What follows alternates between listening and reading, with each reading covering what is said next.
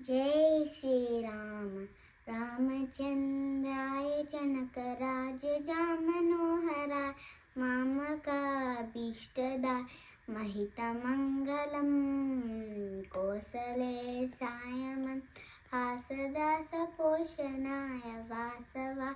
विनुतसद्वराय मङ्गलम् चारुकुङ्कुमोपेट चन्दनादिचर्चिताय हारकटकशोभिताय पूरिमङ्गलं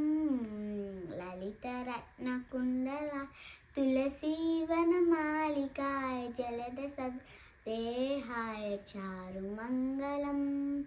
देवकीपुत्राय देवदेवोत्तमाय चापजातवाहनाय भव्यमङ्गलम् पुण्डरीकाक्षाय पूर्णचन्द्राननाय अण्डजातवाहनाय अतुलमङ्गलम् विमलरूपाय विविधवेदान्तवेद्याय सुजनचित्तकामिताय शुभगमङ्गलम् रामदासमृदरहृदय तामरसनिवासाय